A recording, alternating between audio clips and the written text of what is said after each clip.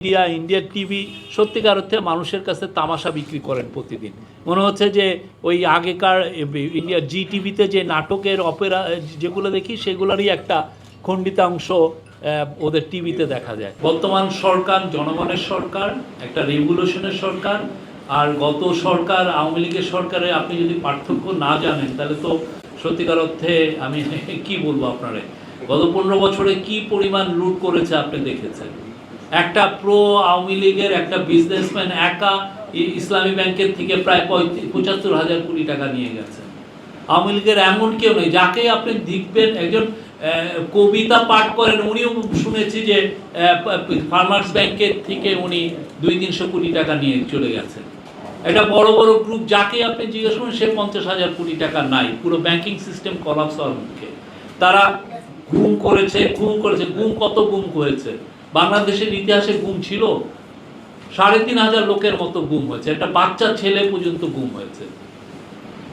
আপনার খুন হয়েছে, এক্সট্রা জুডিশিয়াল মার্ডার কত হয়েছে আপনার হিসাব আছে? তারপরে আপনি তিনটা ইলেকশন, আপনি কবে ভোট দিয়েছিলেন আপনার মনে পড়ে? তো এটার সাথে এটা তুলনা করেন না। আর আওয়ামী লীগ নিষিদ্ধ হয়েছে বিকজ আওয়ামী লীগের কার্যক্রম নিষিদ্ধ হয়েছে বিকজ তারা যেই ধরনের হিউম্যান রাইটস অ্যাবিউজ করেছে, তারা জনগণের ভোটাধিকার কেড়ে নিয়েছে, দেশের সমস্ত দেশকে তারা নিয়েছে হচ্ছে একটা ডাকাতির একটা জায়গা হিসাবে, যে যত পারো ডাকাতি করা যায় সেটা হিসাবে নেই। তারা তো পুরো বাংলাদেশের মানুষের সমস্ত অধিকার তারা খর্ব করেছিল। তো সেটার আলোকে বাংলাদেশে যারা জুলাই অভ্যুত্থানে ছিলেন সমস্ত পার্টির সাপোর্ট ছিল এই আমাদের যে ডিসিশনের পিছনে। আর আপনি বলছেন যে কনসালটেশন, সবার সাথে কনসালটেশন হচ্ছে, তো এটা তো আমাদের বলা লাগবে না?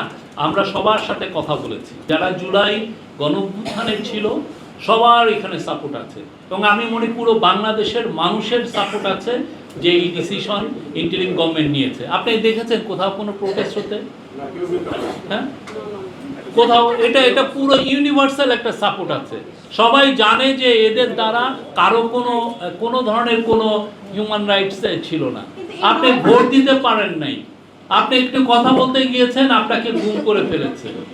আপনি উৎপল দাস একটা জেনারেল সম্পর্কে একটা কথা লিখেছে, উৎপল দাসই তো নাকি একটা লিখছে, উনি একটা ফেসবুকে একটা পোস্ট দিছে, উনাকে কত 40 না 45 দিন উনি গুম হয়ে আছেন।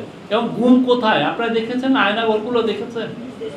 তো এটা কি পুরো বাংলাদেশের মানুষের সবার সাপোর্ট ছিল। টানা সপ্তমবারের মতো বেস্ট টিস্যু পেপার ব্র্যান্ড হিসেবে স্বীকৃতি পেয়েছে বসুন্ধরা টিস্যু।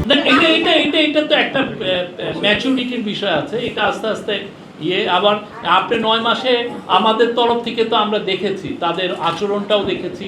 আপনি দেখেন 1400 লোক ইউএন বলছে, কিন্তু আমাদের হিসাবে এটা আরো বেশি, 2000-এর মতো।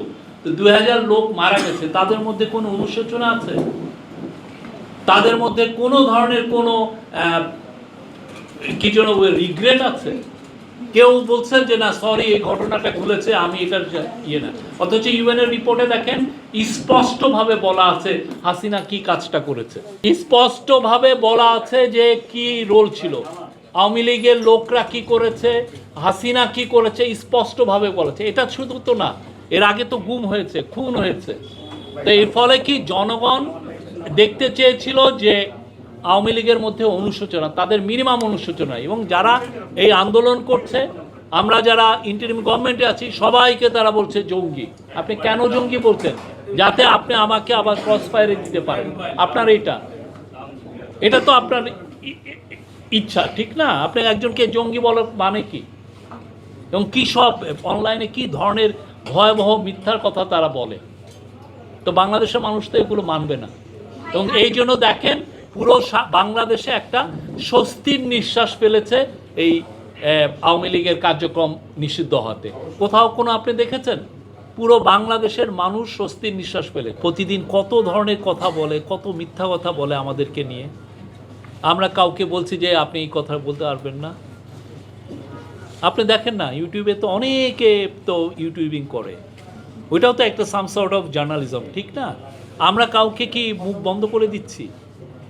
কেউ যদি আমাদেরকে নিয়ে 1000টা লেখা লিখুক, প্রফেসর ইউনূস তার এই ইন্টারিম গভর্নমেন্টের ক্ষমতা গ্রহণের 1 মাসের মধ্যে সমস্ত টপ এডিটরকে ডেকেছিলেন, ডেকে বলেছেন যে আপনারা মন খুলে আমাদেরকে নিয়ে লেখেন, আমাদেরকে ক্রিটিসাইজ করুন।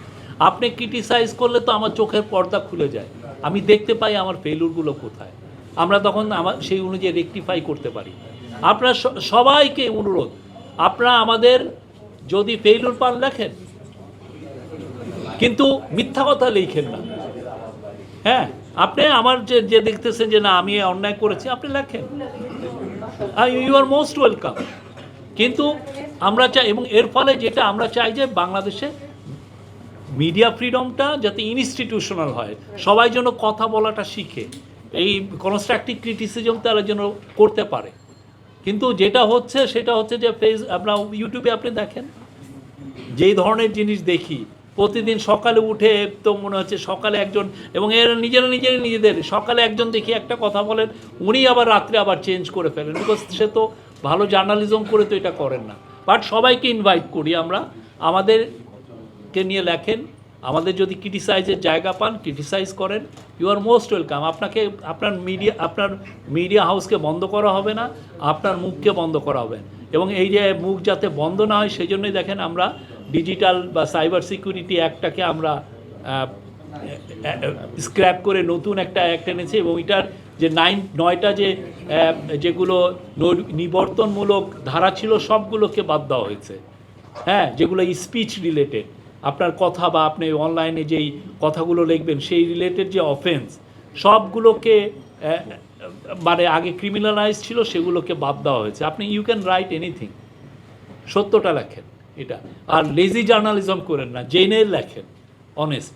ইন্ডিয়ার তো আমি এটা নিয়ে পরশুদিন আমি এটা নিয়ে কথা বলেছি। ইন্ডিয়ার এরা খুবই ন্যাক্কারজনক ঘটনা। এতে বোঝা যায় যে ইন্ডিয়ান কর্তৃপক্ষ আসলে ফ্রিডম অফ স্পিচে কতটুকু ওনারা বিশ্বাস করেন। হ্যাঁ, আমরা এটা দেখছি, এবং যাদেরকে বন্ধ করে দেওয়া হয়েছে তাদের অনেকেই বাংলাদেশে এরা খুবই রেসপেক্টেড নিউজ পেপার বা ওয়েবসাইট বা টিভি স্টেশন, এবং এতে বোঝা যায় যে তারা আসলে সত্যকে নিতে পারছেন না, সত্য কথাকে আসলে তারা নিতে পারছেন না। ইন্ডিয়ার টিভি সত্যিকার অর্থে মানুষের কাছে তামাশা বিক্রি করেন প্রতিদিন।